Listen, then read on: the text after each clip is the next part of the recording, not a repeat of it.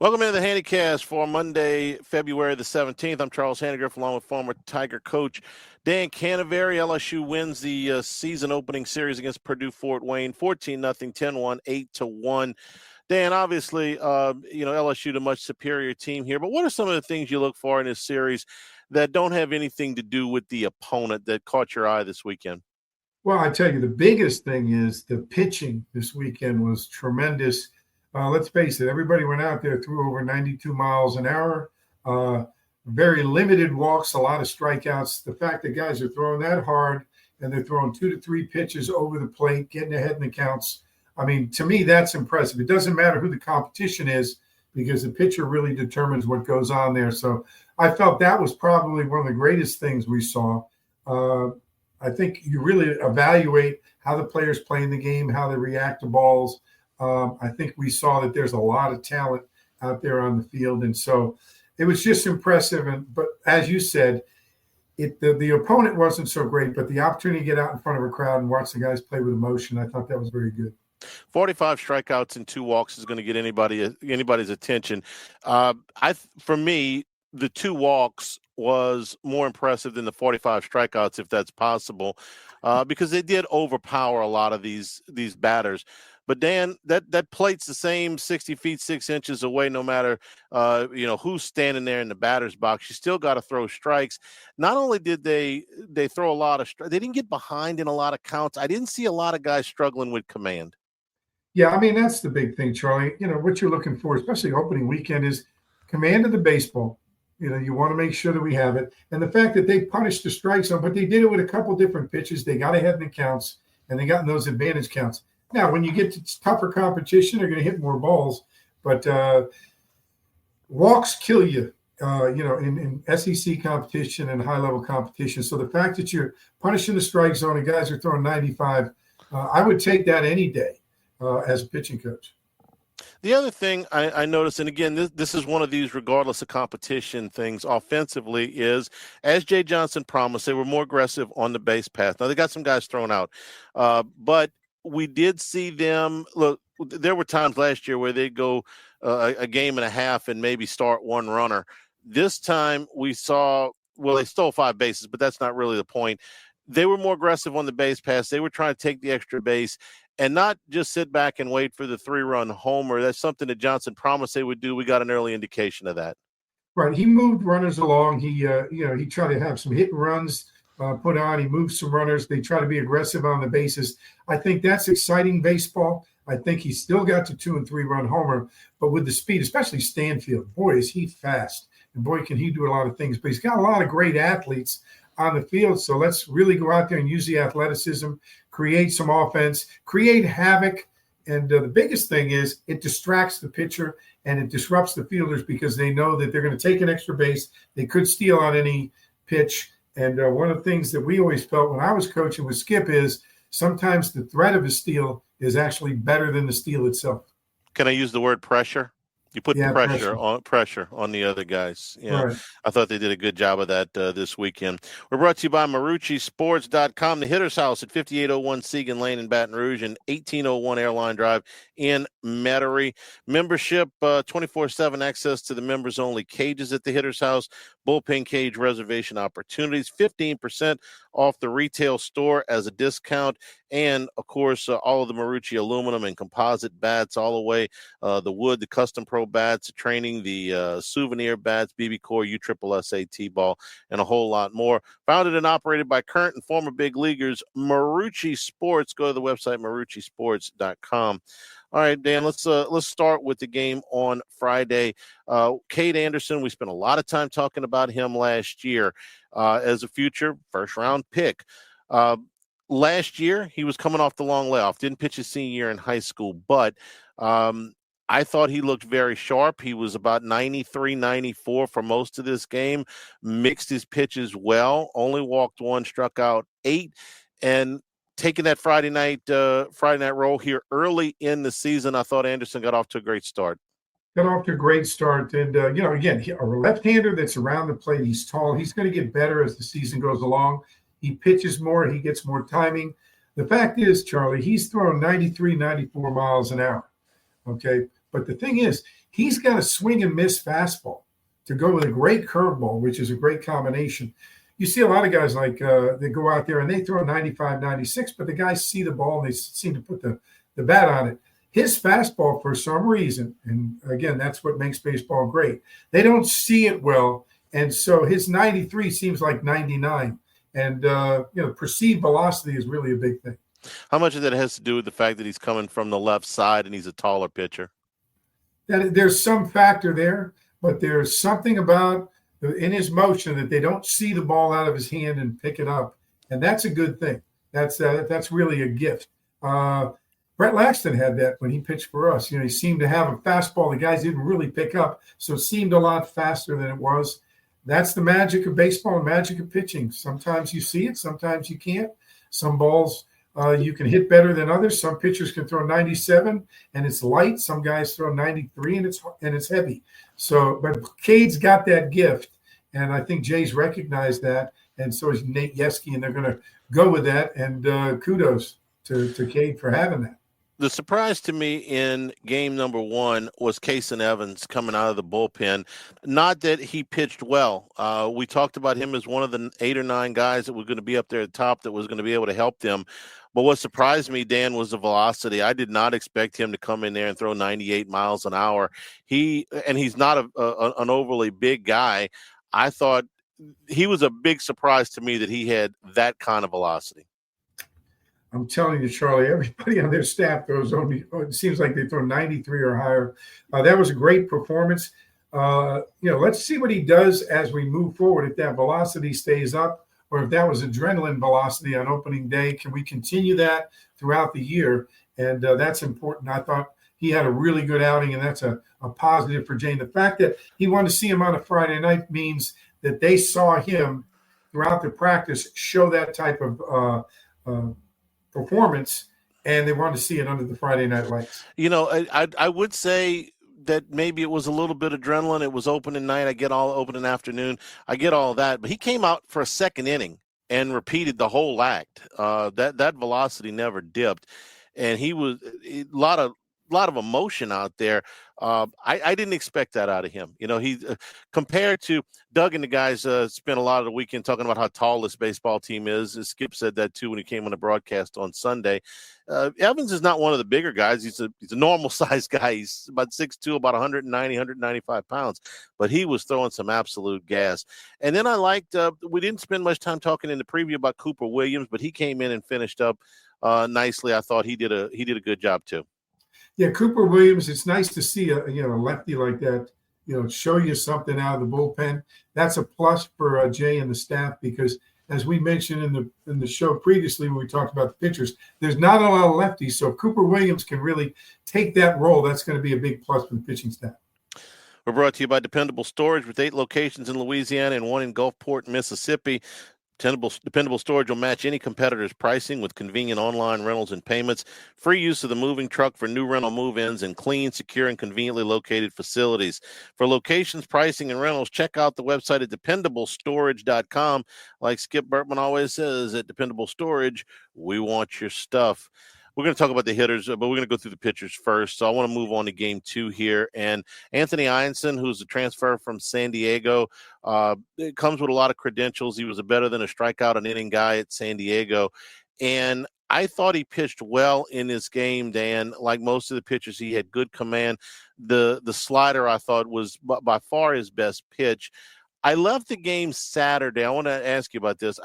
When I left the game Saturday, I thought, he was just okay. He wasn't, because we saw some guys come in behind him throwing gas. We saw some high 90 stuff on Friday, and then we saw it again on Sunday. So after the weekend, I thought, Ianson really didn't maybe look as good. And then I thought, man, are you being too hard here? Are you comparing him to the 98 miles an hour? Because he's more like a 92 guy. What did you think of Ianson? I think he's a guy that's got a high pitchability. I think one of the things, if you look at the way that Jay set up the rotation, let's face it, Chase Shores could be a Friday night guy. Wouldn't you agree, Charlie?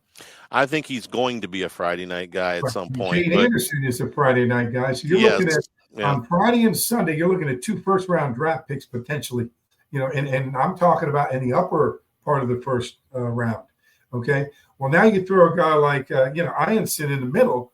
And so on a weekend, you see a hard throwing lefty that with a great breaking ball. Ianson, who's got a high pitch ability, not as high velocity, but going to move it around the strike zone. Again, he only had no walks and 6 strikeouts, only gave up 1 earned run, but he got 81 pitches in 5 innings. He's going to move the ball around. And then you come back with Chase Shores throwing 97, 98 miles an hour.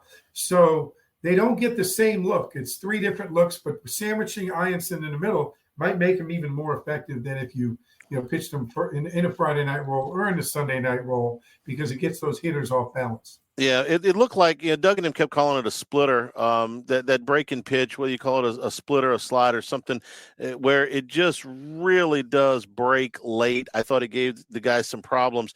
And he pitched out of 1 jam when he had 2nd and 3rd and 1 out, got a little soft liner and got out of that mess. So I thought he did a nice job. Like I said, I didn't want to be too hard on him, comparing him to the guys that, just throw harder than he does, because I thought he did a nice job. Connor Benj was the surprise on Saturday to me. He was not a guy that we talked about a ton, but yet here's another guy comes out of the bullpen throwing 95 miles an hour, and it's like, wait a minute, we didn't talk too much about this guy, but if he's going to come out of the bullpen, throw 95 for strikes, then maybe we need to start talking about him a little bit. Yeah, I think we got to start talking about him again. Coming out of the bullpen, throwing 95, being very, very effective. 1 walk, 3 strikeouts. We got to see if he throws enough strikes, but I got to come in and give you some lightning. And again, coming out after Ianson, that's a good matchup. That's a good mix and match by Jay and Nate Yeski to have a guy 92 painting around the plate, and then you bring in a guy throwing lightning bolts. That's a good mix, especially for one time through the order. They've seen Ianson for 4 or 5 innings, and now you bring in a guy like this, and they can't adjust in that one at bat. The guy that most impressed me on Saturday was Maverick Rizzi. Now, we did spend a lot of time talking about him in the preview because we thought that he had a good chance to close. He's 6'9", which I believe is tops among LSU pitchers that I can remember. McDonald was about 6'7". I remember Ryan Tallett was about 6'7". Of course, Paul Skeens was about 6'6", but this guy may be the tallest, 6'9". So the first thing I think when I hear about a 6'9" pitcher, Dan, is the mechanics are going to be tough. A lot of moving parts. It's easy for a guy that tall, and you can speak to this, to get, kind of out of rhythm a little bit. Now, he only threw 9 pitches, but they were 96 to 97 miles an hour, and that motion looked fine to me. He's a real weapon. What did you think of Maverick Rizzi? I like the motion. I like the composure. I liked everything about him. And Charlie, when there's a 6'9" guy standing on top of a mound, throwing the ball at you, that's scary for anybody, even college upper level hitters. So I think he's really, like you said, he really has a chance to be a weapon for LSU. Let's see how that unfolds. Let's see if he can repeat the motion and do it week in and week out. I think that's the biggest thing we've got to see. Can he do it every time out? Do we know what we expect from him? When you get a 6'9" guy, when you watched him, it's 60 feet 6 inches, right? Right. When he releases the ball, where is it? About it's 50 feet. It's almost 50, 53 feet. He's like Randy Johnson coming at you from the right side. Johnson was 6'10". It just shortens the distance. It's like he's throwing from 12U distance by the time he releases the ball. So it's unfair.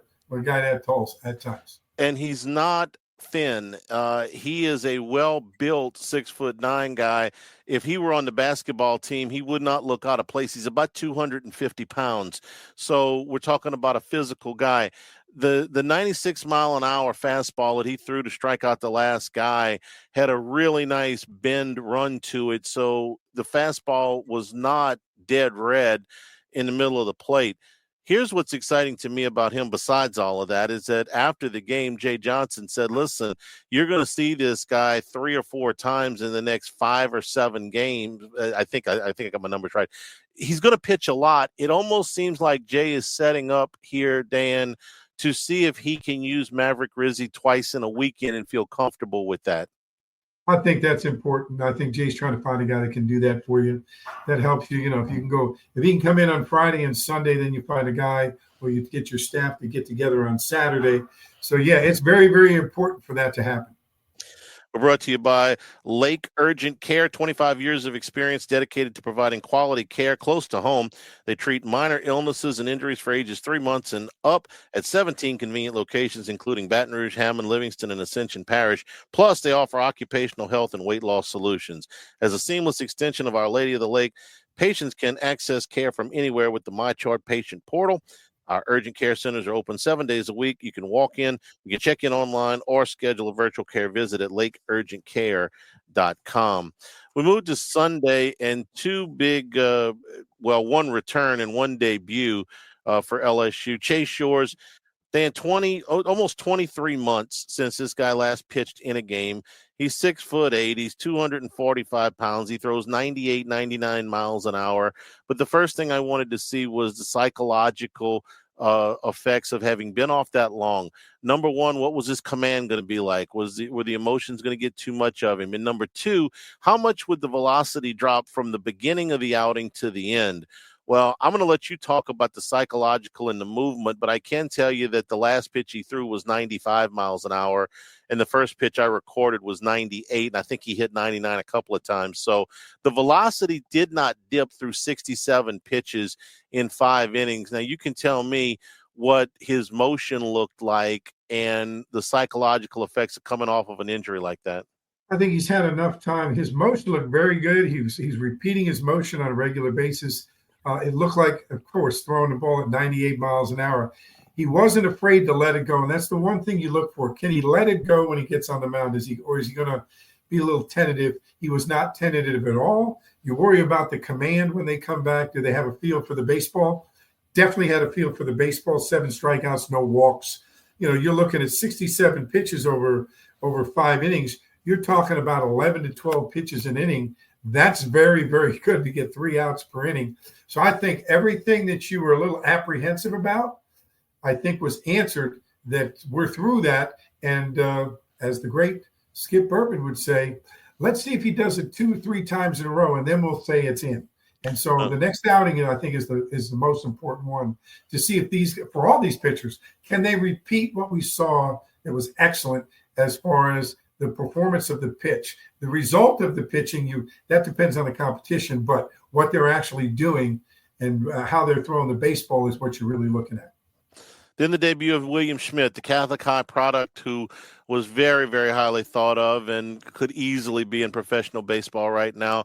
He threw 2 2/3 innings. The first thing was that you just want to get him out on the mound and experience pitching in front of a crowd like that, a freshman, the way he is. Dan, we thought that he might be earmarked for some time down at Nichols on Wednesday because it was going to be a road game.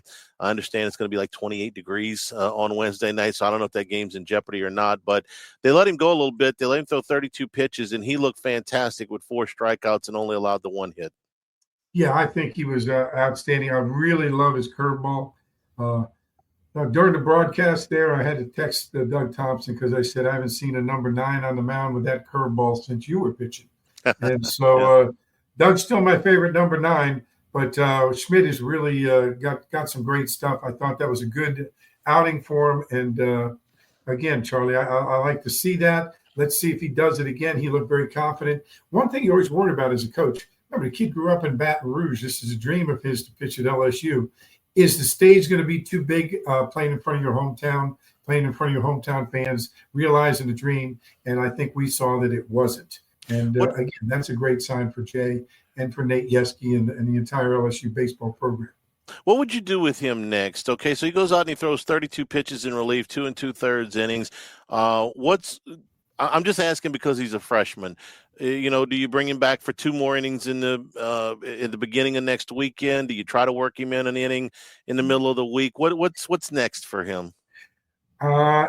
He's got to go out and pitch again, possibly because, like you're saying, because of the cold weather, because they've got so many pitchers, they might extend some guys on Tuesday and Wednesday.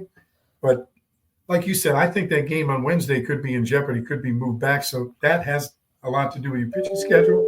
But you're going to see him out there this week at some point in time for the 2 to 3 inning stint and see how he does. Yeah, you make a good point about the other pitchers because we didn't see Gavin Guidry this weekend. We didn't see Connor Ware this weekend. We didn't see Zach Cowan this weekend. So all of that, I guess part of that was that they are planning to have 2 midweek games, whether they have them or not with the weather in Thibodeau, I don't know. But they did need to save a couple of guys to get a little bit deeper into the game this weekend. We're brought to you by Bayou Apparel, helping local businesses communicate their message since 2009. One of only a few local LSU official licensees, Bayou Apparel offers the highest quality products to showcase your brand, whether it's established or new. Bayou Apparel design experts help you create and eye-catching designs that help your company's message. They do logos, event T-shirts, and promotional items for your business. Call 225-928-9090 or go to the website at bayouapparel.com. All right, let's. The team knocked the ball all around the yard this weekend. They hit 340. But let's kind of go through a few of the things that I wanted to ask you about. Let's start with Daniel Dickinson, the transfer from Utah State. I thought Utah Valley, excuse me. I thought he had a fantastic weekend. The homer might have been a little bit wind aided, but he stung the ball all over the park, Dan. And you want to talk about an extended bat, a hot bat at second base, which isn't always the best offensive position. Man, what a spark Dickinson had this weekend. I tell you what, he's definitely a high-level Division I player, a great addition, great recruit by Jay Johnson. This kid's going to play in the big leagues, I think. I mean, I think he showed it. Moving him to second base instead of being at the shortstop, I think that's a good place for him. I think he's very comfortable there. But he plays with a lot of energy, too, and I think that's a great attribute. Great hitter, real good fielder, and I think he's definitely a guy that's going to make a difference this year. Derek Curiel came with the most, preseason expectations. He was the number 2 player in California, the number 10 player in the country. Those are pre-college rankings that are similar to what Dylan Cruz was having coming out. And I hate to use that as an example because it's not fair to compare him to Cruz, especially, this part in his career. But Dan, you can speak to what you saw out of him. He just looks like a very polished hitter for somebody that was competing at the college level he had a homer in the series, but that wasn't even the most impressive part of the at-bats that he had. He just looks extremely confident, very polished for this point in his career. Yeah, I think you have to look at him as he's not like your normal freshman. I mean, this kid is you can see why he was so highly ranked. You can see why he was going to be a high draft pick, and you can see why, again, there's a guy in my mind, unless something happens, it's like Dylan Cruz. Like, he's going to be in the big league shortly after he's done at LSU. But very polished player, very confident player, has all the looks. I mean, he's a day in, day out left fielder, and I think you're going to see some great things from him. Just a really, really talented player. You know what I like about him, especially? We spent a lot of the offseason. The question I got, who's going to protect Jared Jones in the lineup? Well, I don't know who's going to protect Jones. I did the first weekend, but I know that Jones is protecting Curiel, and I don't know how many fastballs he's going to see this season with Jones hitting behind him, but my prediction is plenty, and that's good. More than he would if anybody else was hitting behind him. So again, if Dickinson can hit behind Jones, Jones is hitting behind Curiel. It's a really nice middle of the lineup there. What do you think of Stephen Milam at short? His first significant action there. Yeah, Milam's going to get better and better each week he plays. Remember, he played that his whole life, and the fact that Jay made the move to keep him at short and move Dickinson over to second. I mean, Jay's got a lot of confidence. Jay's great with infielders. He's great at talent evaluation and putting his team together. So I think those pieces are in place. I think Milam's going to get better and better. And, of course, him being a sophomore, being at LSU, I think that adds a lot to the fact that I don't think he's going to go astray too much. He's going to stay right in that role and get better and better each and every week. Also wanted to see how Michael Braswell did at third base. It's funny. I had a friend of mine asked me Saturday who missed the game Friday, said, what did Braswell look like at third? And I said, I don't think they hit him a ball the whole day. Yeah. And so he only had 3 chances this weekend, handled them cleanly. So we'll see a little bit more out of him. A good problem to have for Jay Johnson, Dan, is that he's got a crowded outfield. Jake Brown started the first 2 games. He had 3 hits. Ashton Larson started the game on Sunday. He had 3 hits, and he had 4 hits for the weekend. You forget that, Josh Pearson has played 160 college baseball games, 165 coming in to this weekend. He's basically been a 2-year full-time starter. He was an important piece on the national championship team. He made that game-saving catch against Florida. And he's fighting. All these guys are going to be fighting for at-bats along with Ethan Fry, who's the one right-handed bat in that mix. What does Jay – good problem to have, but what does Jay do here? Skip and I were talking yesterday. We were talking about it. The biggest problem Jay Johnson has this year with this team is finding enough innings for everybody to play that's talented, especially in the outfield. Jay's got to rotate people around. The midweek game is going to be very important. I think one of the things Jay's going to look to do is kind of play the game and use guys based on their skill set in situations. So you may see more pinch hitting. You may see more defensive replacements. You may see him mix and match his outfielders depending on who's pitching or who comes in the game. So I think there's going to be a lot of moves in the lineup that way, not only to help increase the chances of winning, but also help to get players in the game that need to play. We're brought to you by Dana Brown, the law offices of O.C. Brown. For over 30 years, Dana's been carrying along his father O.C.'s legacy. If you've been in an accident or if you've had any legal issues, you need to talk to the folks over at the law offices of O.C. Brown. The first consultation is always free, and they want to be your law firm for a lifetime. Call 343-1111 on the web. It's O.C. Brown, OSSIE Brown.com. And let me tell you, they are also in with the folks over at Town Square Pizza. The pizza's fantastic. I've been telling you about that. Go get the king cake. Trust me on this one, okay? Think about the pizza dough and that cakey, that very, very rich bread, except instead of pizza, it's king cake. Cano. I got one of these last week. It's phenomenal. Absolutely. Put it in the microwave for 20 seconds. Yes. Okay. You get the flavor you want, but I had the cinnamon. Absolutely off the charts downtown at Town Square Pizza. We'll wrap up. Let me ask you what you thought of the guys behind the plate. LSU basically lost all of their catchers from a year ago. So you're breaking in Luis Hernandez, who didn't do a lot of catching at Indiana State, but is a very good bat. Cade Arambidi, who I think has got the best defensive potential of the group. We didn't see much of Priester this weekend, but I think we will during the week. What did you think of the catching? I think the catching is very strong. I think with the 3 guys, you've got different types of players, for different situations. I think for sure, though, Arambidi is probably the best defensive catcher there. But Priester can swing it. He's a very capable catcher. And the same thing with Hernandez, who's getting better and better each time. Swings a good bat. So Jay's got a lot of options there. And again, the one thing about the catching position is one pitch can change a guy's career. You can get a bone chip, a fracture, a collision at home plate, and the next thing you know, you need somebody else. So to have 3 very competent and serviceable college catchers that have the potential to get better and better gives Jay a lot of confidence with what he's got behind the plate. So before we move on, though, the one thing I want to say is this. This might be the best defensive team that Jay's ever put on the field. The fact that you've got 3 guys that are shortstops playing in the infield, and then the number 1 prospect at first base who's improved over the last 2 years tremendously defensively.